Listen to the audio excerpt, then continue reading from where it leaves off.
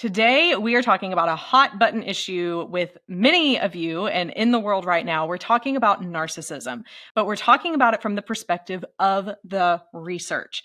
I'm super excited to be speaking today with Dr. Virgil Zeigler-Hill. Dr. Zeigler-Hill is a professor at Oakland University. He is a social and personality psychologist. His primary interests are in three areas: personality structures and processes, such as narcissism, psychopathy, spitefulness, self-esteem, and interpersonal relationships. He has published more than 250 journal articles, books, book chapters, different things, and he's been actually writing several of the articles that I have been reading during my PhD process.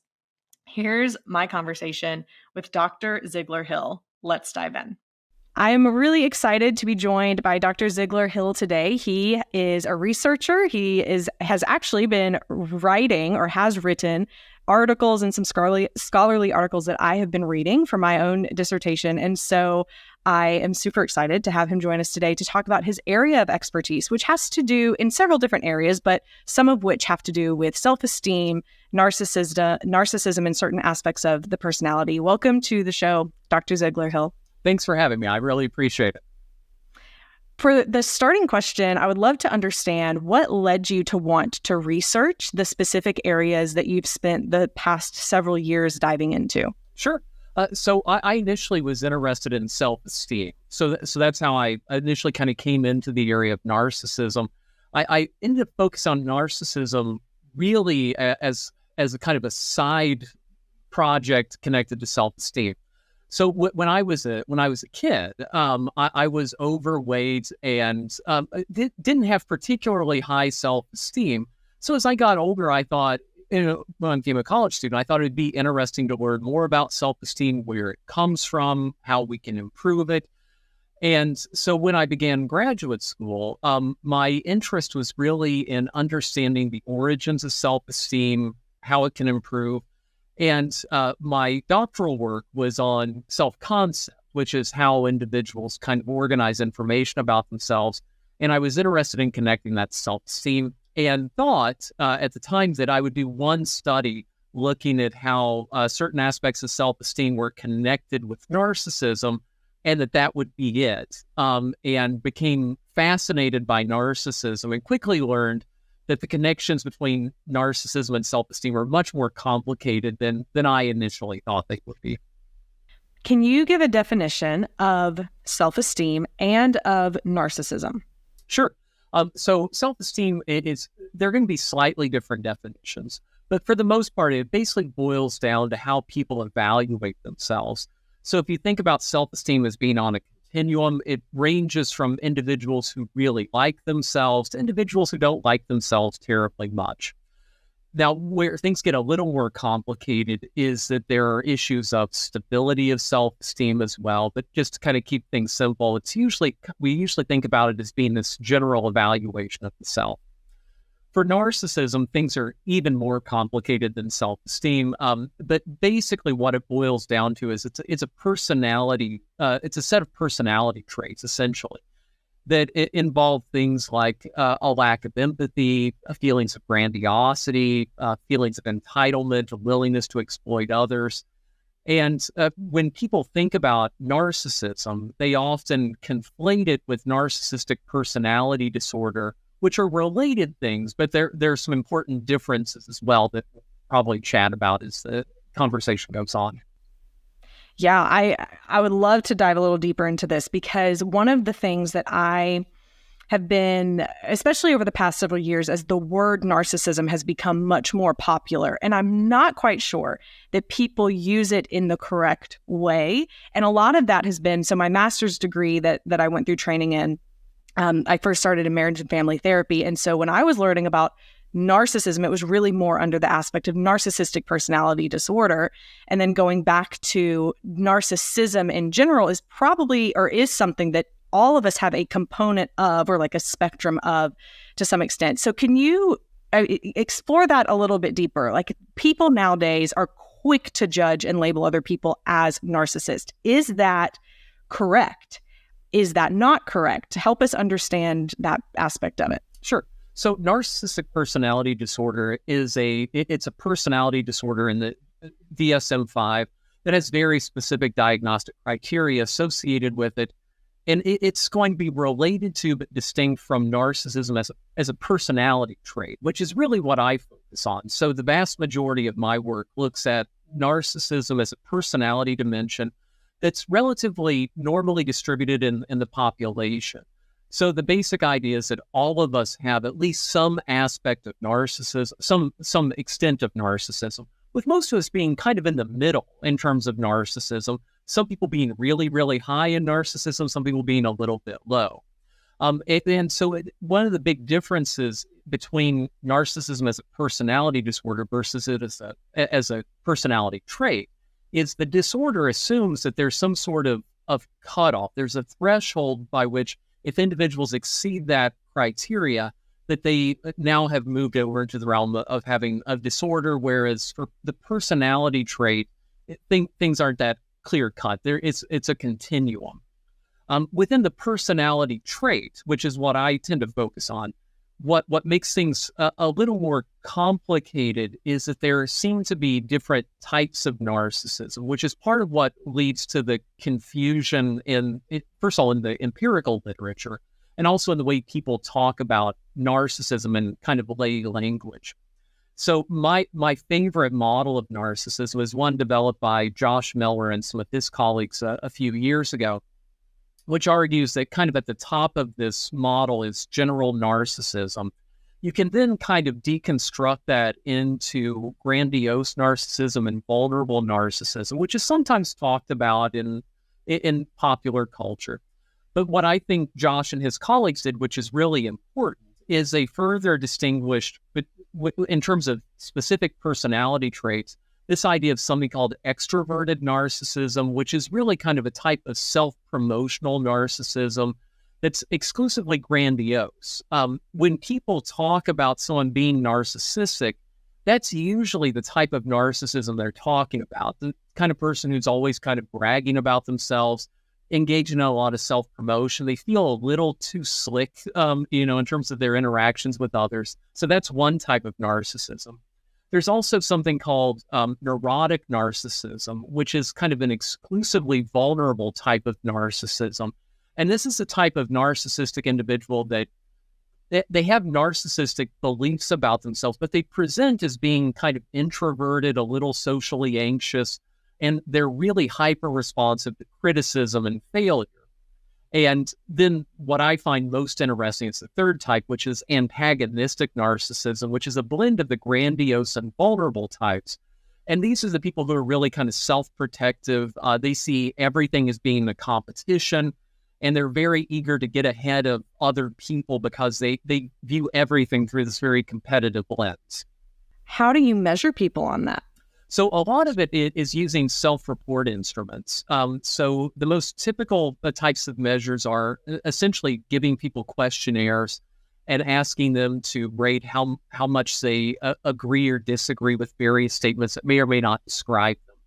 And the measures of narcissism actually perform pretty well, which is a little surprising when you look at the items, and some of them are things that you would think people would just not want to agree with, because it's things like, oh, I just feel I'm better than other people are, or I get really upset if I'm criticized. Things that most of us who aren't terribly narcissistic would probably say, oh, even if that was true, I don't know if I would say I strongly agree with that.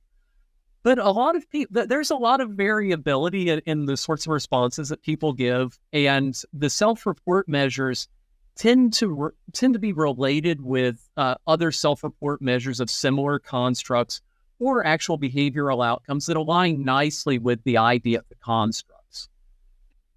Yeah. Is there any indication? So I have two questions. You can pick which one you want to answer first.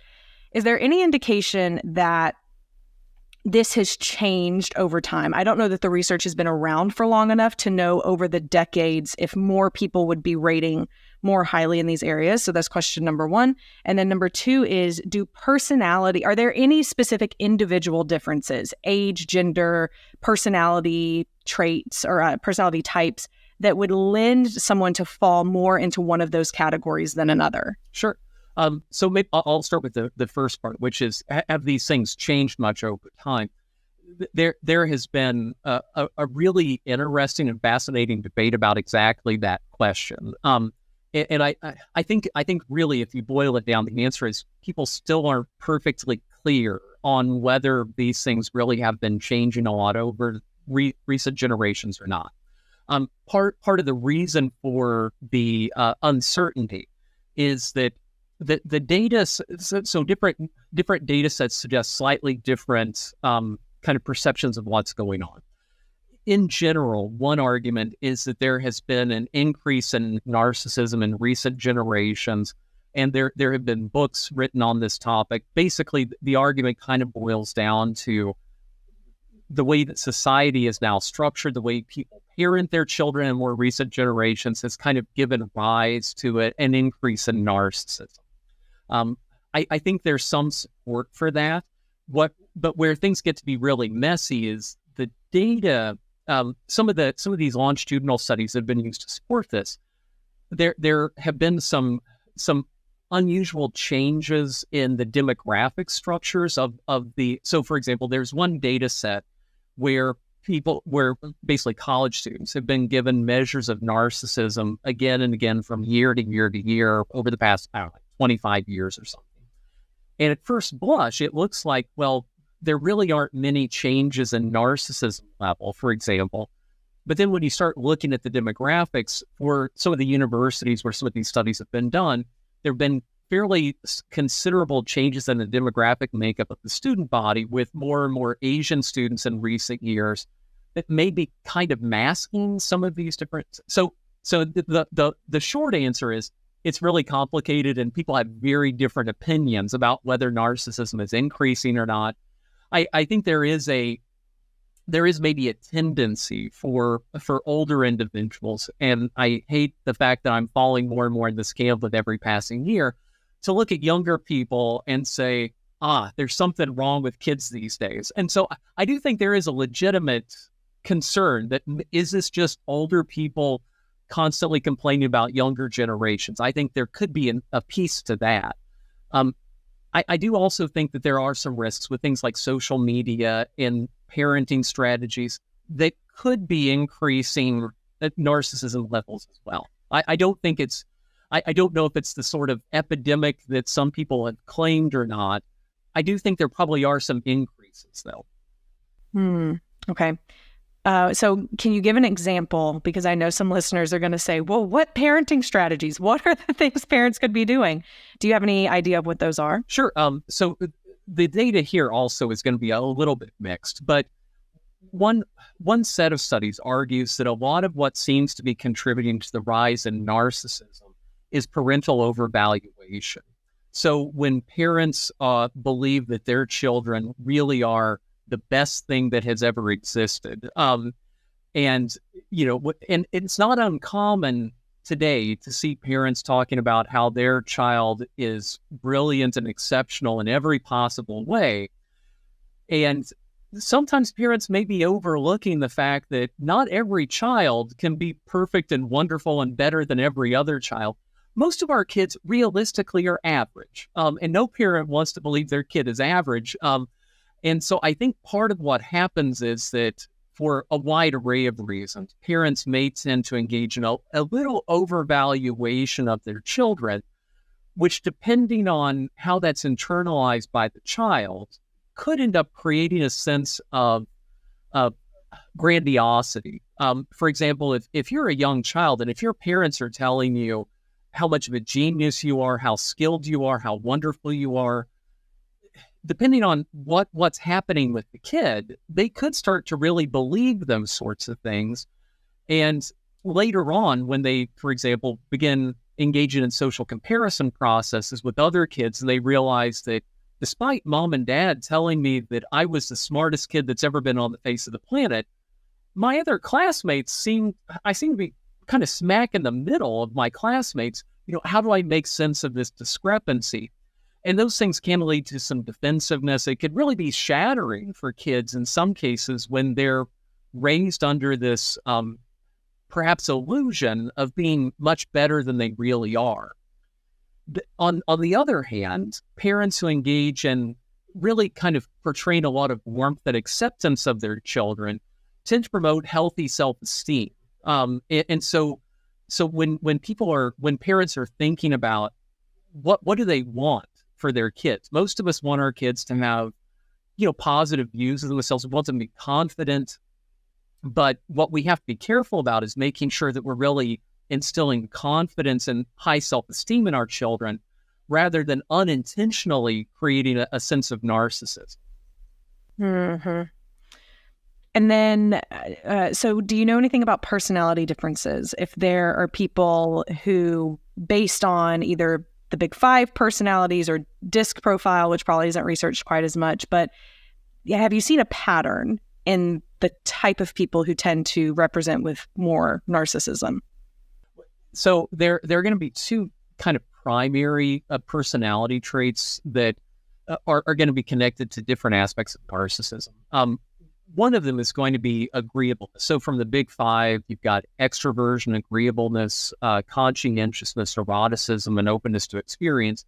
And so agreeableness is going to be a really important aspect of narcissism. And in particular, it's low agreeableness.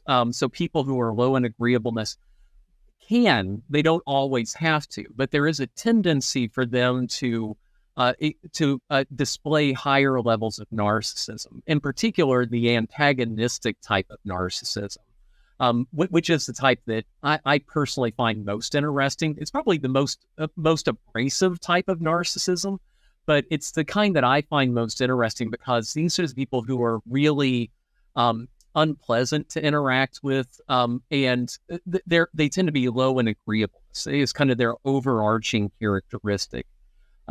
Extroversion is really associated and linked very closely with extroverted narcissism, as the name would imply. These are people who are really outgoing. They're very sociable, and they get along really well with people in kind of short periods. So in initial interactions, people with extroverted narcissism are well liked by others, are perceived to be charismatic. They're very romantically alluring to others. They're great short-term romantic partners. It's just that everything kind of falls apart in the long run with these folks. So in enduring relationships, people kind of see through the kind of superficial charm of these folks once they get to know them very well. And then there's also the neurotic type of narcissism that's closely associated with neuroticism. So a lot of emotional volatility and those sorts of things as well. Is there any intervention to help people who do score higher in any of those areas of narcissism to help it come back down? So similar to, which we'll get to in a minute, if someone has too low a self-esteem, what are some interventions to help them have more healthy self-esteem? If someone has too high, if someone is narcissistic, what's the solution? So I wouldn't say there are great solutions, but what people, so there have been a number of different treatment modalities that have been hypothesized and thought about for various aspects of narcissism. So things like antidepressant medications have been used. There have been some recent attempts to use psychedelic meds with narcissism, EMDR treatment, eye movement desensitization and reprocessing. All those things have been used. I would say at best with limited success, and that's probably being generous. I still think probably the best approach to treating narcissism is probably with old-fashioned cognitive behavioral therapy is probably the best approach. And usually when therapists are working with an individual who's narcissistic, one of the complications is that narcissists typically don't seek out therapy themselves. Because from a narcissistic point of view, they aren't the problem. It's everybody else around them that's the problem. And so they usually don't seek treatment. Usually they only go into treatment if they're forced to in some way. So a spouse tells them, look, you have to go get help or else I'm leaving, or an employer, or they're forced by the court system. So they tend to be more reluctant. But when they do go in for treatment, cognitive behavioral therapy can be helpful, but it's difficult because with any sort of personality disorder, and here, even if we're not getting into NPD per se, it's still trying to alter a fundamental part of who someone is. And personality shapes everything about how we perceive the world, how we perceive ourselves. And it's really difficult to get people to alter those kind of fundamental aspects of who they are. So it really takes someone who really wants to change, to really embrace cognitive behavioral therapy, to try to alter how they're viewing themselves and their interactions with other people. So there are quick and easy solutions. I wish there were, like some of the like the antidepressant meds that have been used. I would love if those things were really, really effective for narcissism, because these folks need help. Their interpersonal relationships tend not to do terribly well over time. They have a lot of concerns and issues, and it would be nice to find a better way of helping them. Yeah. Now, we said earlier that narcissism in the general population, the average person probably has an average, I don't remember exactly how you said it, but all of us to some extent have some level of narcissism. So these people specifically that you're talking about, when they would take these self-report questionnaires, they're the ones who are just rating in the super high category of what? What are the questions that are being asked that people are identifying in these areas that is helping the researchers understand that these people have higher than average and hurtful amounts in relationships of these qualities? Mm-hmm. So to start with, maybe we'll start with extroverted narcissism, because that's the most kind of prototypical type. So extroverted narcissism isn't all bad. There's some really nice things with extroverted narcissism. So, and one of the things that I would argue is, with any of the types of narcissism, a moderate amount probably isn't a bad thing. I tend to come from the camp that believes that for personality traits in general, moderate levels aren't bad. It's usually when you get to the extremes in one end or the other of the continuum that things start to become more problematic. And I think that also holds with narcissism as well. So even though I'll talk a lot about the problems with narcissism, having really, really low levels of narcissism can also be problematic. So for example, with extroverted narcissism, the sorts of questions that would capture extroverted narcissism would be things like, I like to be the center of attention. I want to have positions of leadership and authority and those sorts of things, which are not bad at all. I'm thrilled that some people want to be the center of attention. We need people who want to be like actors and celebrities. They want attention focused on themselves. We need people who are aspiring to be leaders, who are applying for leadership positions in companies. They're politicians, for example. So we need those folks. To have a moderate amount of those sorts of qualities can be really good. We all need to be able to promote ourselves. For example, if you're applying for a job, when you go in for a job interview, you have to be willing to toot your own horn at least a little bit. The problem is that when things are too exaggerated, these folks, if that's all they can focus on, is if they're so desperate for external affirmation and validation, and if they're constantly kind of chasing status, which is something that my colleagues and I have been arguing is really at the heart of narcissism. It's really about status-related issues, that's where it becomes really problematic. For people with antagonistic narcissism, it's really they have a very combative view of the world.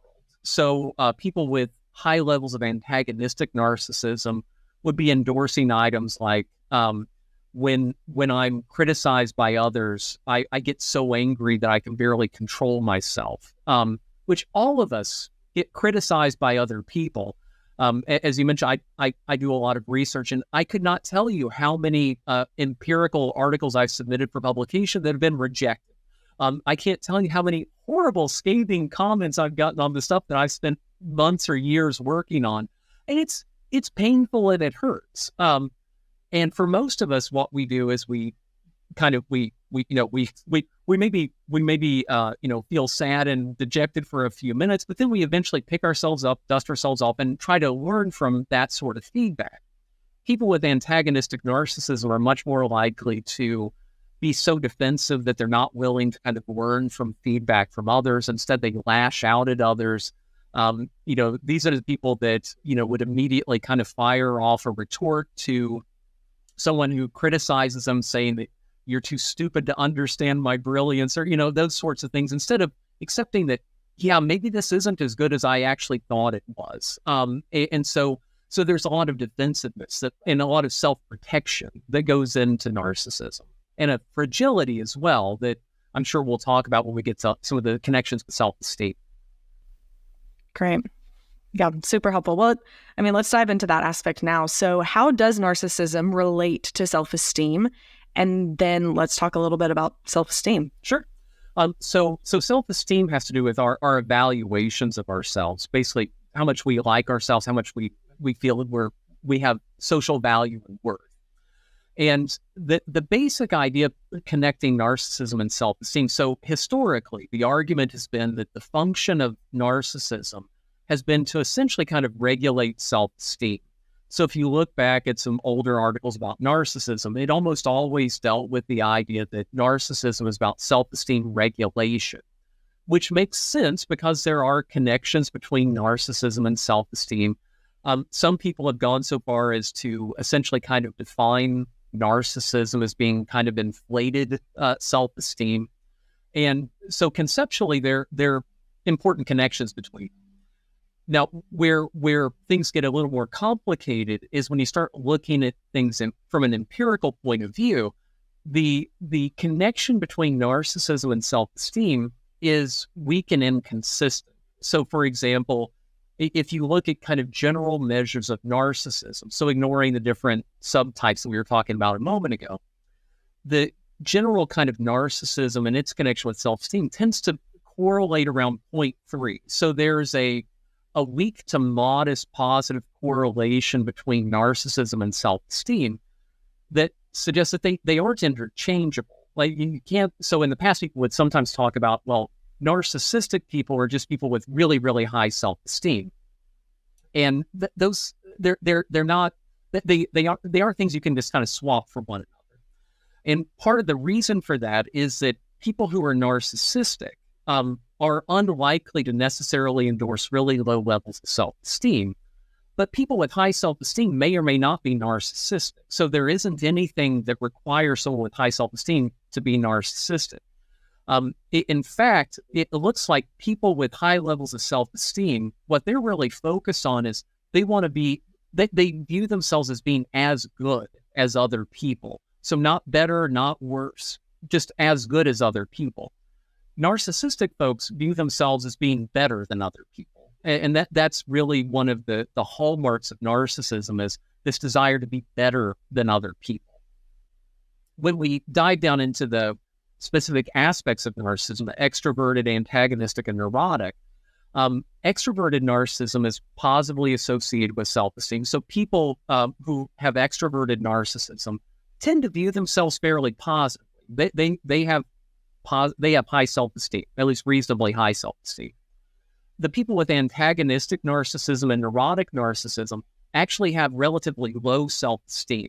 So, for example, people with antagonistic narcissism, they think that they deserve to be, kind of acclaimed by other people. They think they deserve status and to be viewed as valuable and worthy by other people, but they don't feel like they're getting that from others. And so as a consequence, they end up feeling a little bit worse about themselves. They don't feel it's justified. They feel like they're being treated poorly, but they feel like other people don't grant them the status that they deserve, for example.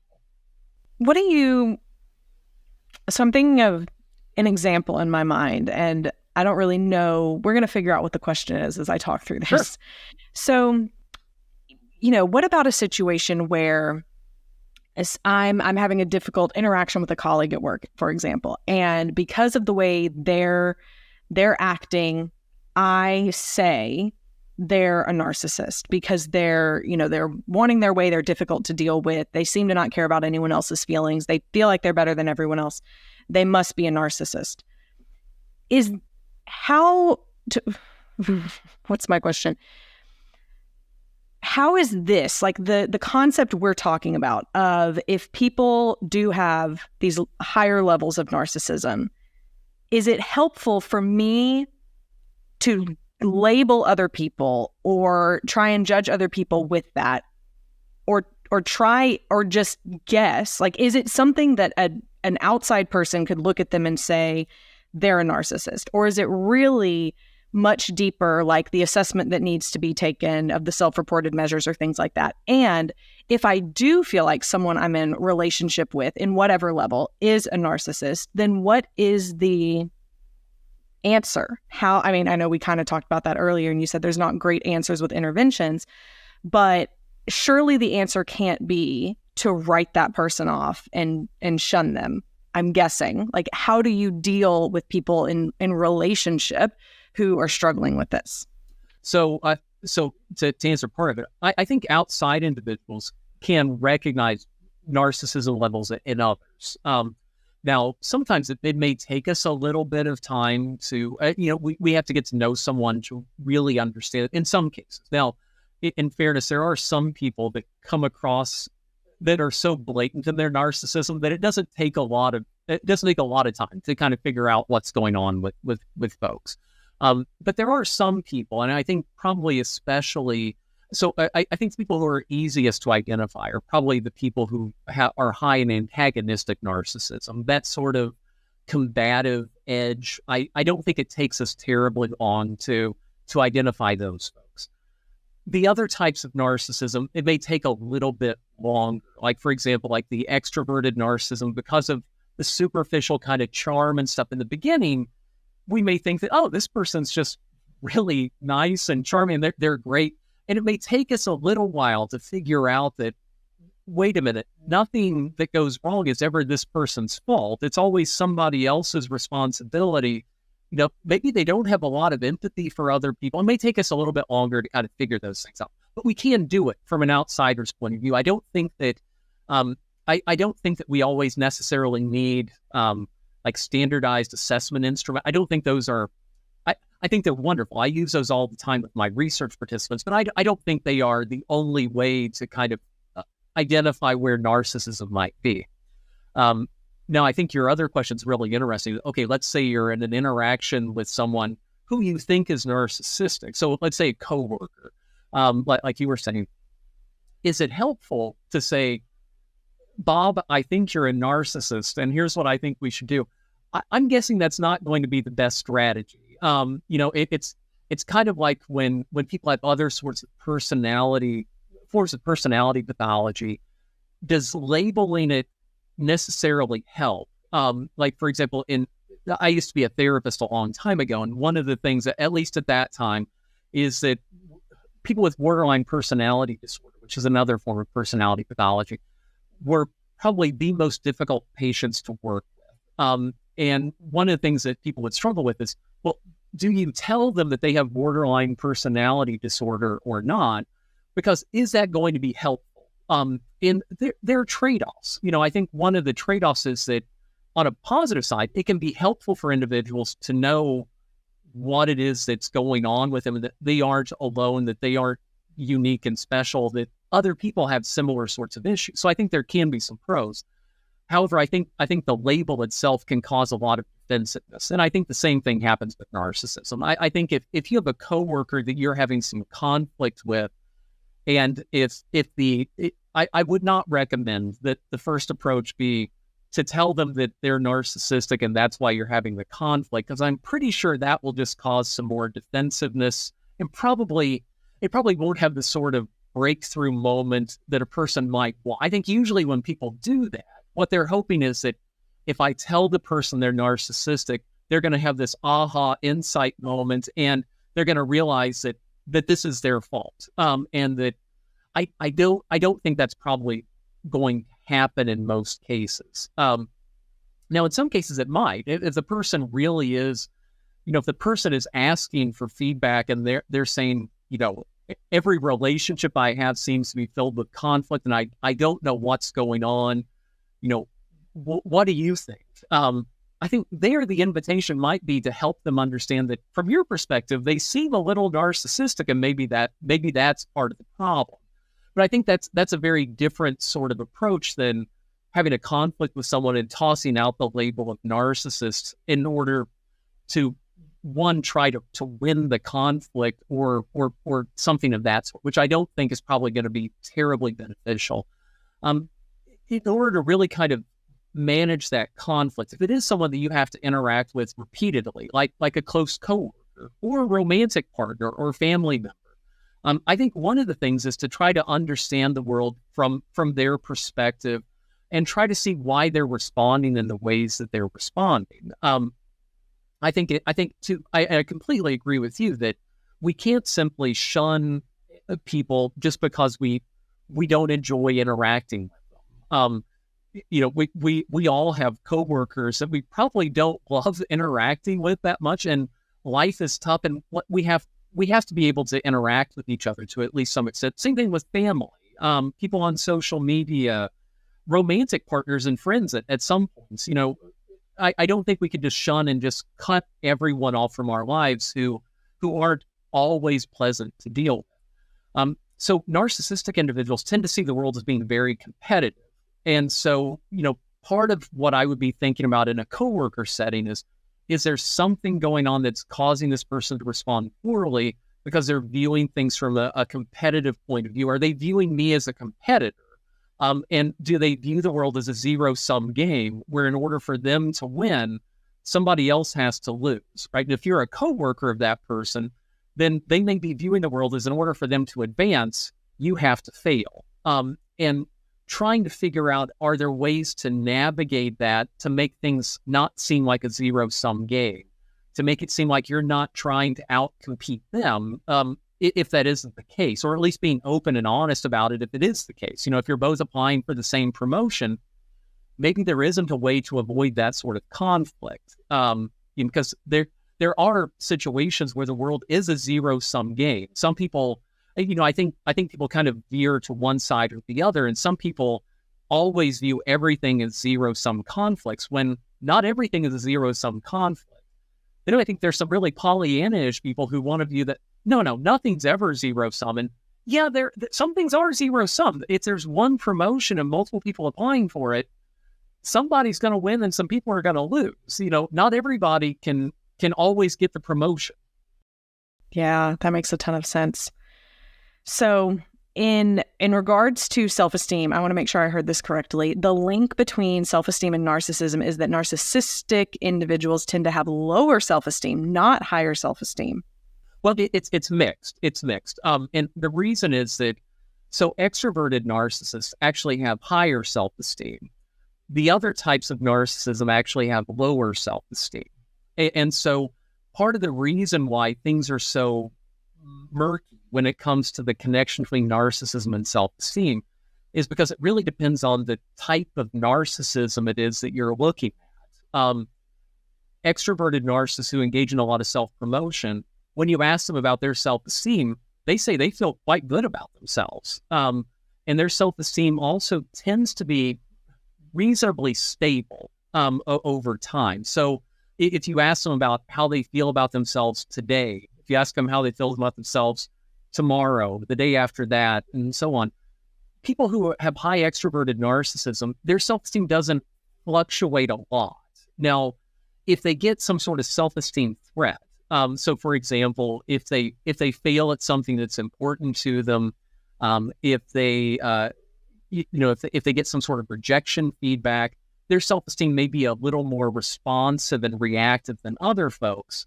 But for the most part, when things are going nice and stably, their self-esteem also is fairly stable. People with antagonistic narcissism, their self-esteem is just a bit lower than other people, usually because they're perceiving a lot, whether it's justified or not, they're perceiving a lot of disrespect from the social environment. They don't believe that they are getting the respect that they deserve at work, from their friends, from their family.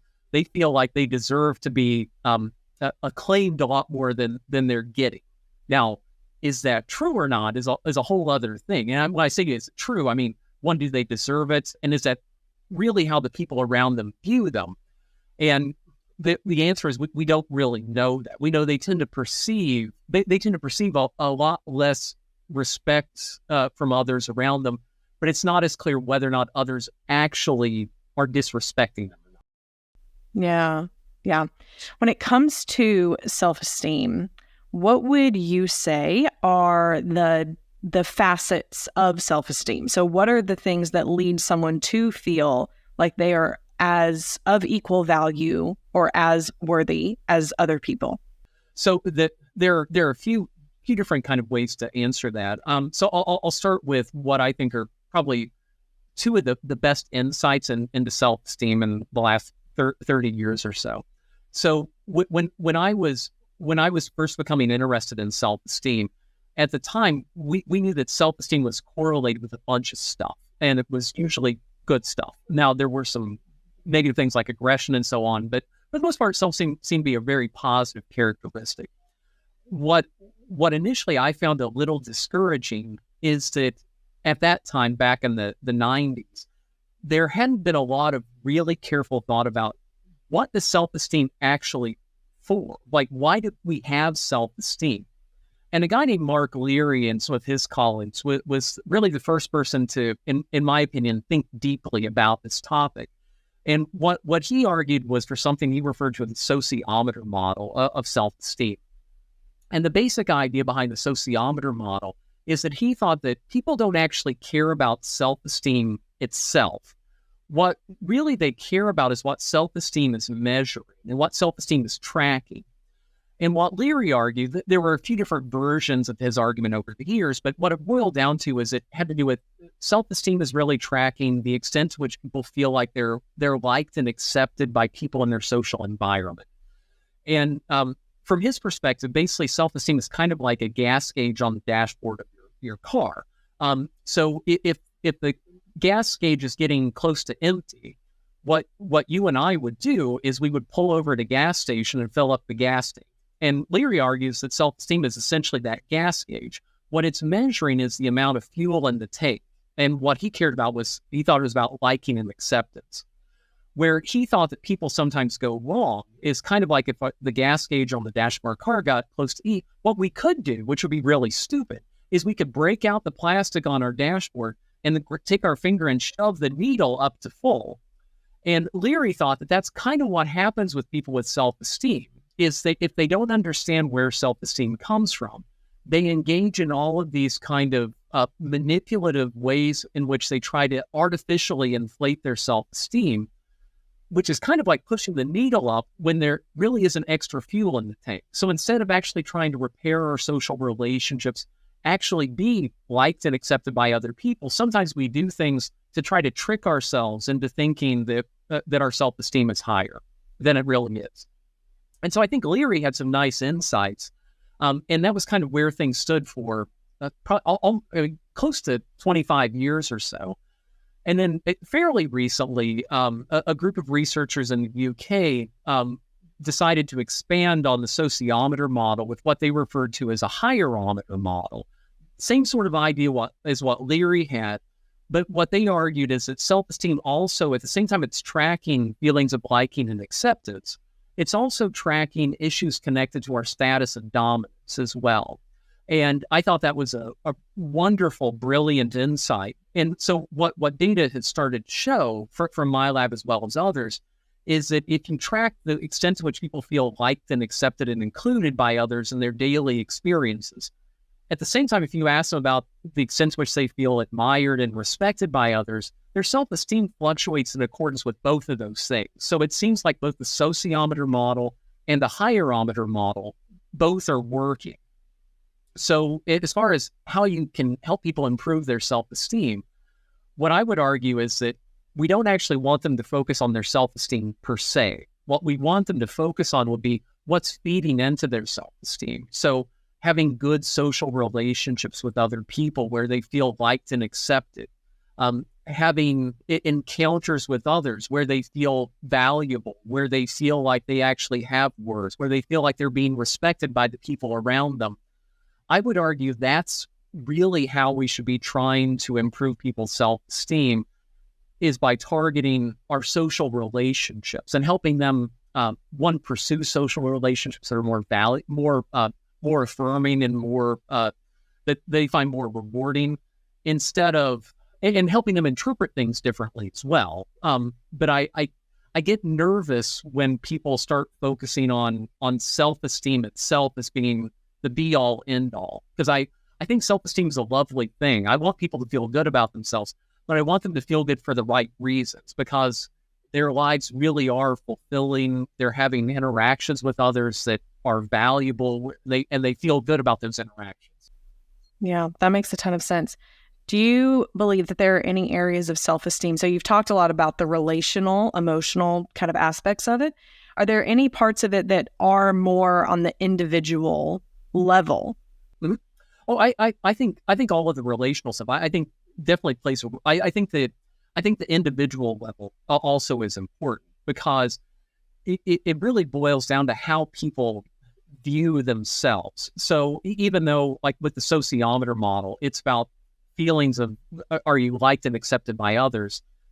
But it's not really about, are others actually liking and accepting you? It's just, do you feel liked and accepted by others? And so you can have miscalibration at the individual level. So there are people who are perfectly well liked and accepted by other people, but in their head, right, it's constantly, I'm not good enough, other people don't like me. And whereas other people actually like them just fine, right? But they convince themselves that they aren't attractive, that they aren't good enough. And so a lot of this is going on. What's going on inside of us matters a lot for self-esteem, because you can be getting all the affirmation in the world from the people around you, but if you discount it, your self-esteem is likely going to be quite low. And same thing for the hierometer side. You can be getting a lot of respect. People can be coming to you for your expertise in areas, but if you don't recognize that, and if you don't accept it, your self-esteem likely isn't going to be terribly high. Yeah, that makes a ton of sense. Well, Dr. Zeigler-Hill, the last question I'll ask you is, of all of the research that you've done, which I understand is a lot, so this question may be crazy, but what has been the most fascinating thing that you have learned and want to share with us?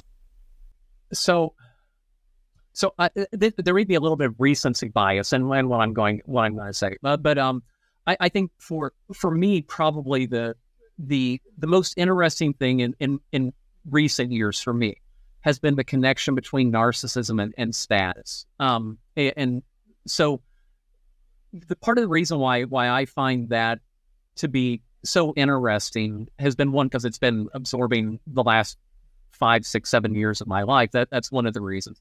But the reason why I think it's helpful is that before we really started focusing on the idea of status and social values being at the heart of narcissism, when we thought of it as being about self-esteem regulation, I think there was a lot of misunderstanding of what narcissism is about. And what I think narcissism really is about the navigation of status hierarchies. I think narcissism has evolved over the course of human history to help us navigate status hierarchies in our social lives. And so I think the reason, and this is something, so self-esteem is something that it feels good, but there isn't really, other than tracking how we're doing in our social relationships, there isn't a reason for it necessarily. Whereas navigating status hierarchies is something that status hierarchies are pervasive in all human social groups. There's always some sort of kind of pecking order, and it's very beneficial in the vast majority of cases to be near the top of that pecking order. Now, there are costs. If you're near the top of the pecking order, it's very likely that somebody's trying to knock you off of there. So there are certainly costs. I don't want to say there aren't costs, but I think what narcissism does is it's a way of helping us navigate those sorts of social hierarchies. And I think where self-esteem comes in is it's helping us track how successful or unsuccessful we think we've been in navigating social hierarchies. So I think that's where I think the work has been in the last 5, 6, 7 years or so. Yeah, that's fantastic. And I appreciate the contribution that you have been doing to the psychological literature and to this type of research, as well as others that we didn't have the time to get into today. Is there a way for people who don't have access to, online libraries of scholarly journals to read anything about the research that you've done? Um, so there are some open access things. So if people use like Google or Google Scholar and type in search terms like narcissism and self-esteem, there are ways to find articles, some of which are open access and anyone can read them. Some things like you mentioned are closed. They're not closed access, but they're behind paywalls essentially. If any of your listeners, if they're interested in anything that I've done, if they send me an email, if they go to my website and send me an email from there, I'd be happy to send them copies of any of the articles that I've written. That's fantastic. I appreciate that. We'll include your website in the show notes as well so people can get access to it. But I know that my listeners are going to love this episode and probably have follow-up questions. So, and sometime in the future, I may have an Ask You Anything episode if you to come back and say, we have all these questions about it. But thank you so much for your time. I have appreciated and enjoyed our conversation so much. Well, it's great chatting with you. Thank you for having me.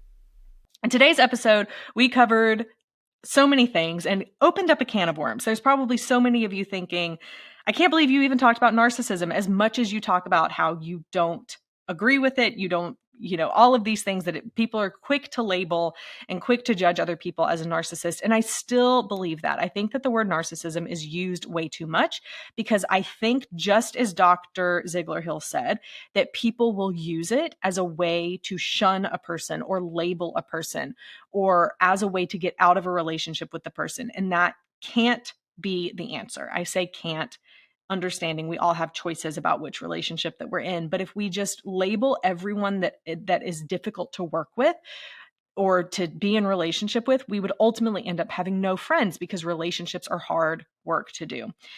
I do think that the literature that has been done in narcissism is really fascinating, and that I'm going to be doing a little bit of a deeper dive into it because it is something that we deal with people who are struggling in these areas, whether it's because of their upbringing or because they're suffering with low self-esteem. Many of the things we talked about. At the end of the day, I loved his key takeaway when he said, the real key is to try and understand the other person's perspective, because if they're struggling with high levels of narcissism, he didn't say this word, I'm going to say it. It's a fear that the person has, a fear of losing or not having a social status, of not being seen as worthy. And there can be empathy for that. We can empathize. I can, at least. It helps me to empathize and want to see something from the other person's point of view. So that's a key takeaway. We can't fix it. But being in a loving relationship, trying to empathize with that person, even when they're being difficult, understanding that in relationships that can be hard. And maybe in future episodes, we'll go deeper into what that looks like. But today was more about the research of it.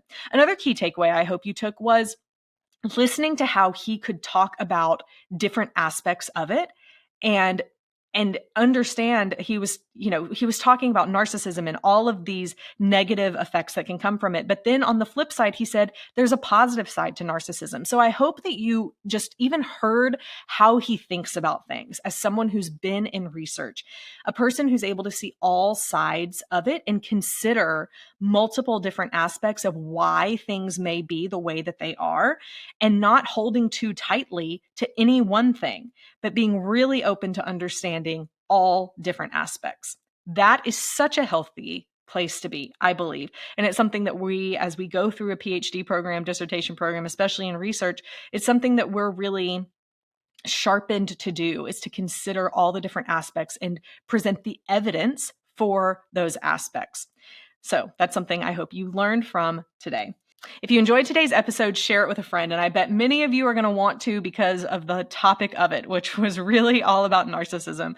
And we'd also love if you left a 5-star review or whatever review you want to leave. I encourage you to be honest with it wherever you listen to podcasts. It helps this show to grow and expand to even more people. Until next week, stay strong.